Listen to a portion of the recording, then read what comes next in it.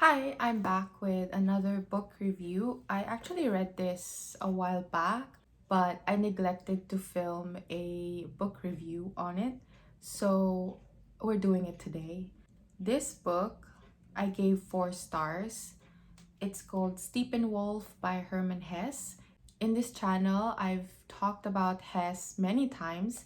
He is, in fact, one of my favorite authors. If I was going to rank this along with other Hermann Hesse books that I read, this is so far my least favorite. I thought it was going to outrank Siddhartha, which is my #1 favorite. When I say least favorite, it's still a favorite. It's just ranked last. So I read this book without knowing anything, and I was really hooked towards the first half. This book is about a man who calls himself Steppenwolf, and he rents a place. The nephew of the landlord narrates the story of Steppenwolf. The impression that this nephew got from Mr. Haller, or as I said before, he calls himself Steppenwolf, so we're gonna call him Steppenwolf in this video. The impression of the nephew towards Steppenwolf and how he described him, I think, is this book's best attribute. I found myself relating towards the character of Steppenwolf. To be honest, the first half is so good. I would have given it 100 stars, but the latter half was a little confusing for me. There was a bit of magic realism, which I have a love-hate relationship with. I just got out of reading 100 Years of Solitude. That book is just extreme magic realism. I was just so exhausted reading that book that having to encounter magic realism again was just an ick for me. Since this book is thin and the magic realism part occurred towards the end, then it's bearable to read. I found the last half so confusing that it felt so out of place, and I just wasn't in the mood really to read something like that, and too detached from the world, and it was too disintegrated to make sense to me.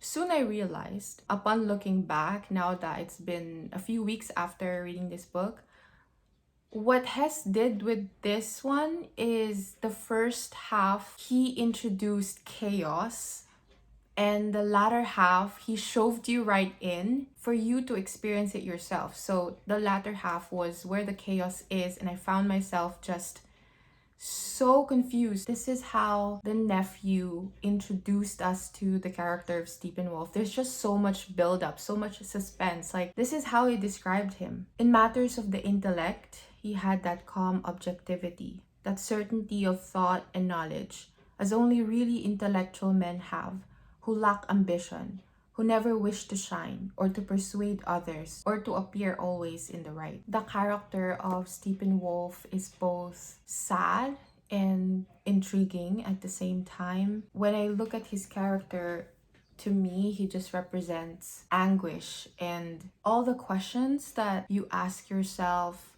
but you don't speak out loud. His character is very introspective, and he took life so seriously that towards the end, the book actually talked about that, like falling victim to what this book called the game and taking the magic theater too seriously. That contributed to his demise and his suffering. His character is so dark but so interesting. Another way that he was described in the book, he gained strength through familiarity with the thought that the emergency exit stood always open, and became curious to taste his suffering to the bitter end. He's so dark that I find it so beautiful. I really find beauty in chaos or in darkness, because what comes after that is worth it, thus making it the process that this person had to go through worth discussing. Becomes then what I call in my head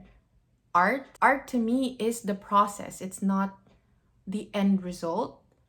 And so I really find beauty in that.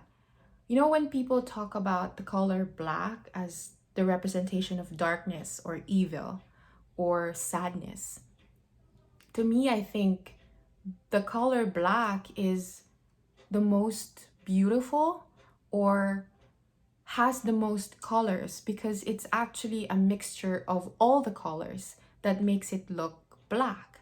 And in my head, that's how I interpret that, and I find beauty in that, and I call it art.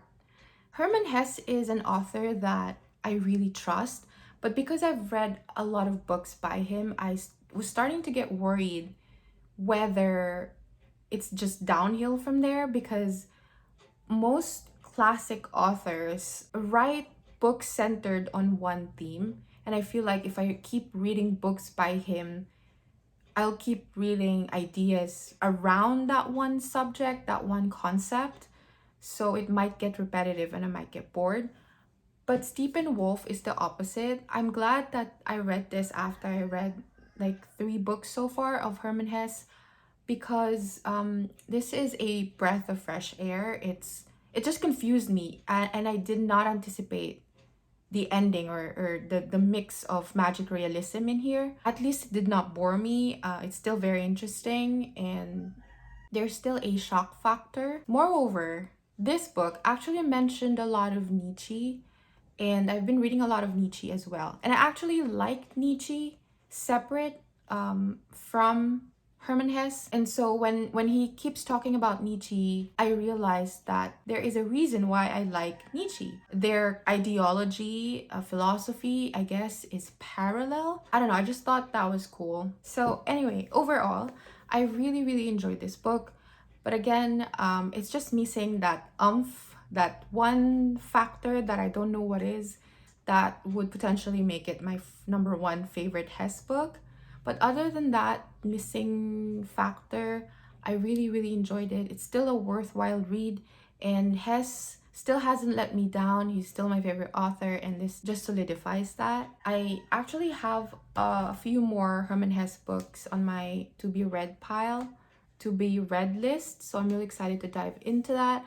I'll be discussing the rest of Hermann Hesse books in this channel, so I'll see you next time. Bye!